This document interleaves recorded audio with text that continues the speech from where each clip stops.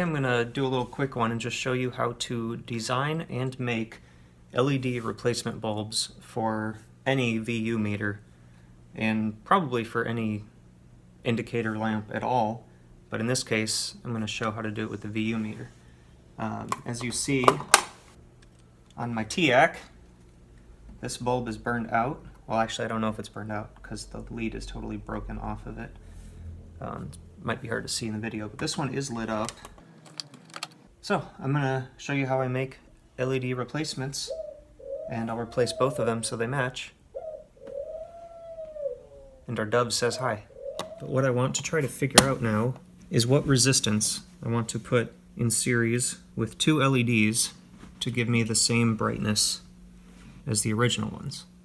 So here's my test rig. I have a potentiometer, a couple of clips, and in the middle are two of the LEDs I'm going to be using. Make sure you've got your potentiometer turned all the way down so you don't just burn out the LEDs. So you can see them getting brighter and dimmer, I assume. Now I'm going to try to get the cover back on with the LEDs in there, turn off all the lights, and see if I can detect about what brightness I want this.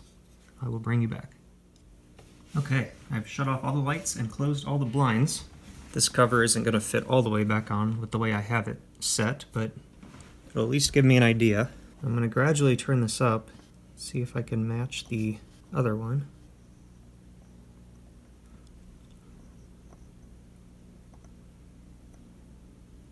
And somewhere right in there is what I want, but I can't seem to get it to settle down. But I think that's about right. Okay, and here's an alternate method. If you do not have a potentiometer, I've got this exact same setup here, except these two leads are what used to connect to the potentiometer. I've got my little resistor assortment, and you can just check them one at a time. This one here is 330, and that looks about right. No surprise, because that's what I measured on the potentiometer, so I knew that was going to be about right. But just for fun, we'll grab a 270, and this should be just a little bit brighter.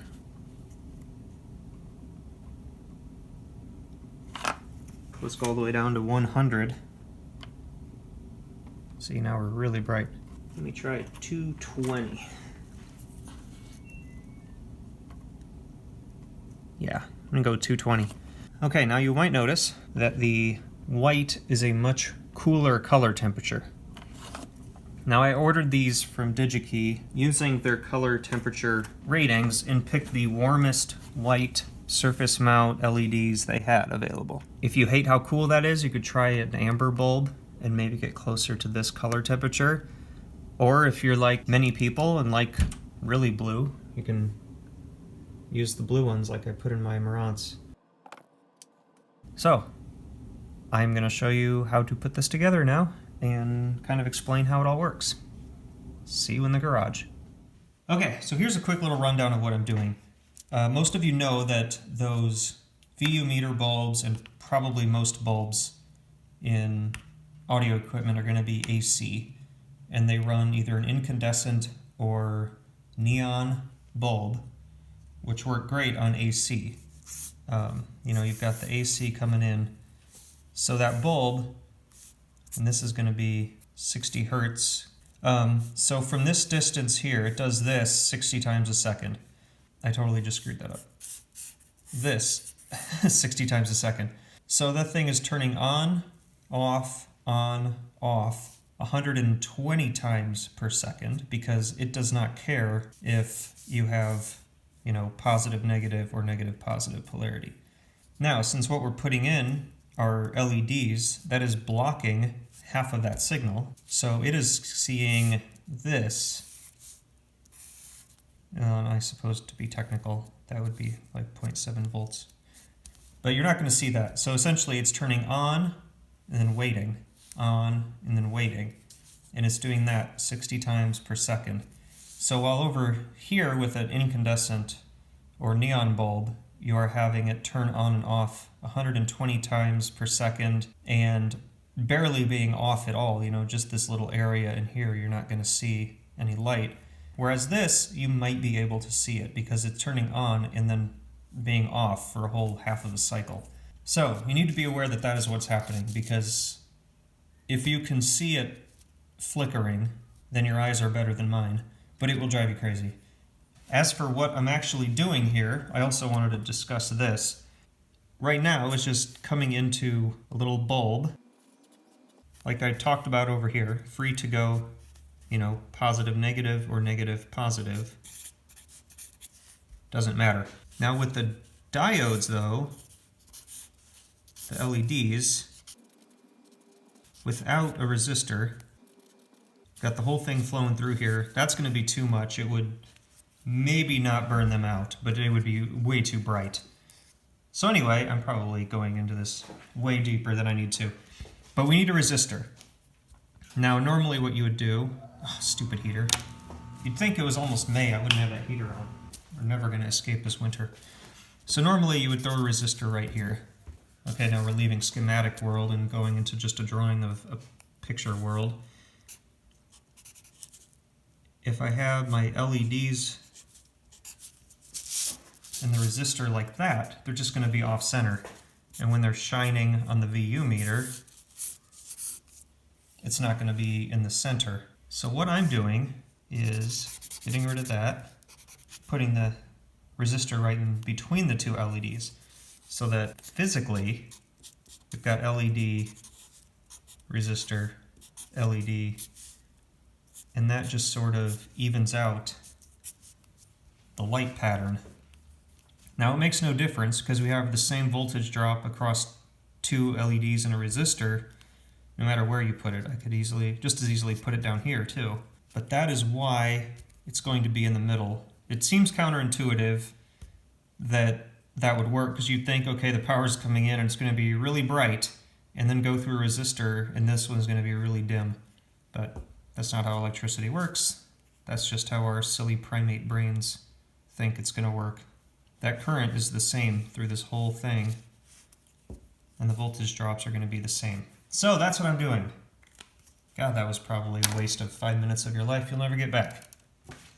So here's how I make them. First step, probably don't see this one coming. Stick down some double-sided tape. Here's our resistors and our LEDs. Okay, you can't see the tape, but trust me, it's there. Now again, as you should know, LEDs do have a polarity and you have to get them the right way. So I have the notch pointing that way. And these are all going to be in this strip facing the same direction. And again, there's our little corner missing, if you can even see that. And however far apart you want these spaced, just stick them down.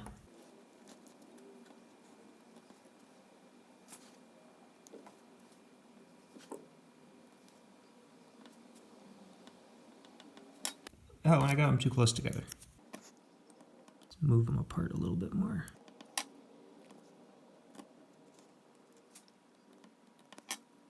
All right, first video with the new soldering iron.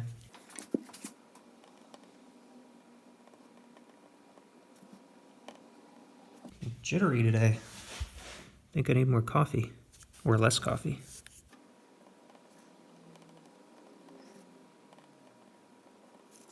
The next step should seem obvious.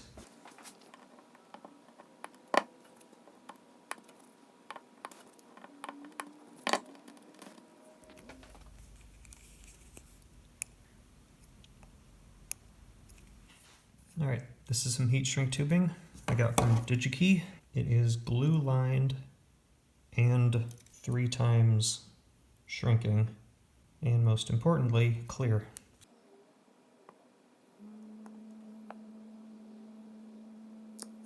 There you go. 2 LED replacements for pennies. Okay, there you have it. I just stuffed the leads down into that tubing. Touched just a little dab of solder on each lead.